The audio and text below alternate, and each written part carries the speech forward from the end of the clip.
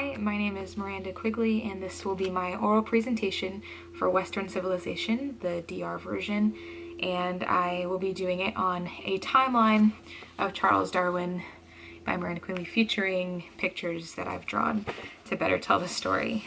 So we'll start with his background, his upbringing, where he found his passion, his love, how he impacted our culture today, and where we stand with him in 2019. So we'll begin with Charles. He is born on February 12th, 1809. His mother's name was Susanna and his dad's name was Robert, and Robert was a doctor, and this is Charles as a baby, born in 1809, so that's where our story begins, in 1809.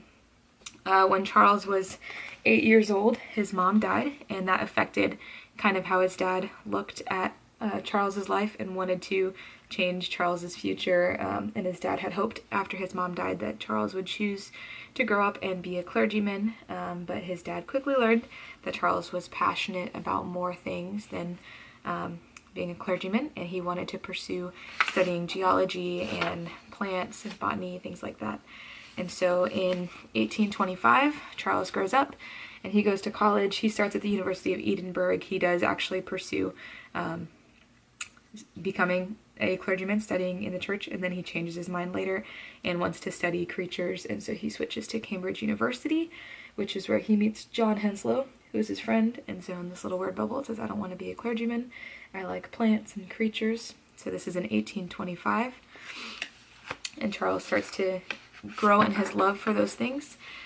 And his friend John Henslow, who is also a botanist, encourages Charles to be a part of the HSM Beagle, which is a ship that sailed around the world from 1831 to 1836.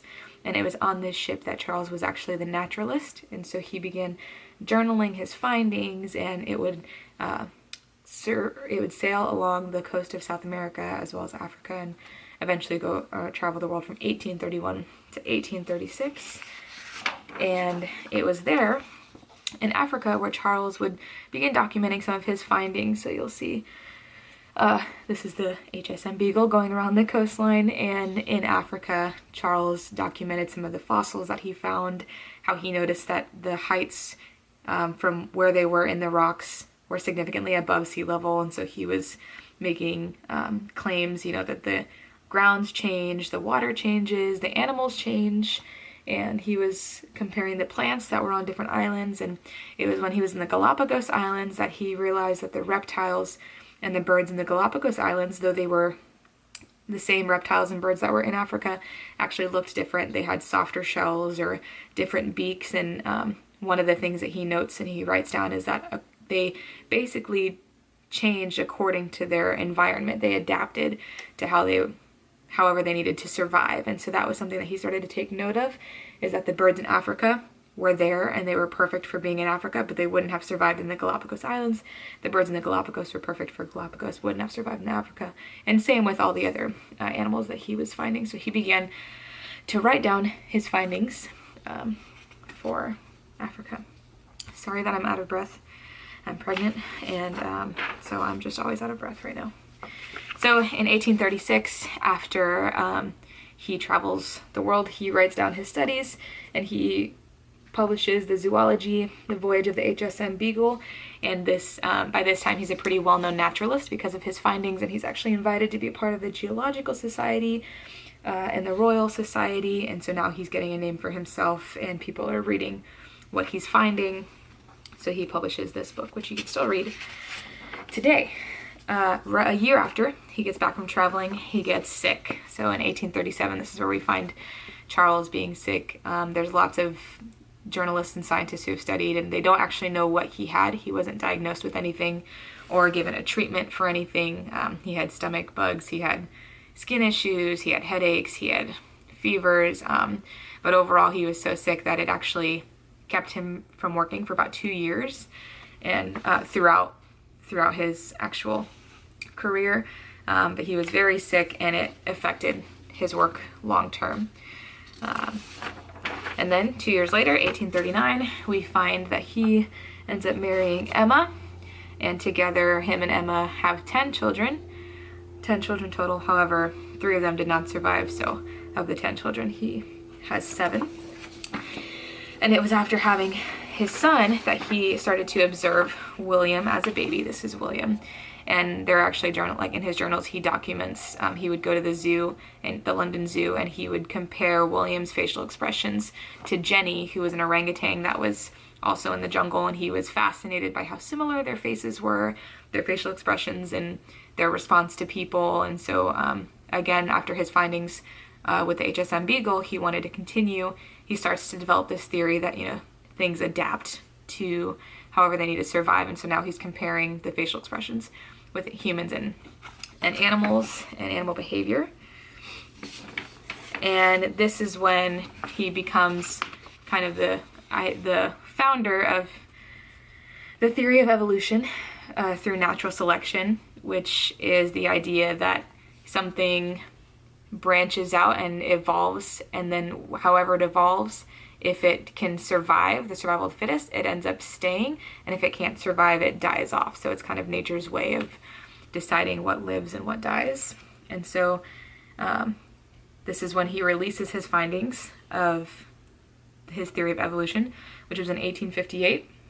And he was talking with one of his friends, another botanist, who he was afraid of sharing his findings because it was so taboo at the time to make a claim like this that he was scared. So it was actually from 1831 when he went on the voyage till 1858 he was studying all these things and had yet to release it. But finally, in 1858, he released it, and another scientist, Alfred Wallace, was also studying a similar theory. The two of them got together, and once they came together and released their theory of evolution, it blew up, and they released the book, The Origin of Species. It has a longer title, but that's what you can search for it by. And they released many, many books, many findings, and together they introduced evolution for the rest of the world and probably for the rest of time, the theory of evolution. 1858 happened, his world changed, our world changed, and then in 1882 on April 19th, he died from the same sickness that was plaguing him in 1837 as well. So he dies. So today we find ourselves, how does this affect the church? Well, it wasn't really until Darwin that we've ever had something oppose creationism to the way that it did, and during his time period, the Catholic and religious leaders were very anti his theory, and because he was he did grow up Unitarian, he grew up in a church. However, Unitarians believe that the Bible is fallible, and so even though technically Charles would consider himself a believer of God and a believer in things, he basically gave himself leeway to change whatever he wanted to change. So that's why in the Unitarian religion this was permissible, whereas other religious leaders were saying absolutely not. So we still see evolution versus creationism today. I think maybe Charles didn't know how many people this would affect their faith, but this is still something that's brought up today. However, not as much as it used to. As we are growing in science and technology, we are seeing that a lot of things are being disproved. But even in 2019, here I am in college, and before coming to Christian university, went to a secular university and was still learning about the theory of evolution, though it has not been proven true. And there are people who would say it's proven false, because after Darwin died in the late 1800s, there are more scientists who developed new theories and discovered new things, like Gregor Mendel, who discovered DNA and genetic molecules and would disprove the theory of evolution. And so today, less than half people, according to statistics today, less than half the people today would say that they actually believe in evolution. But it is a possibility, as many people would say.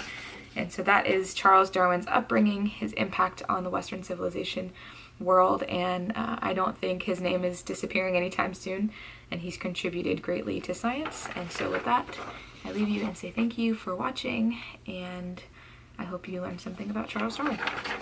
Thank you.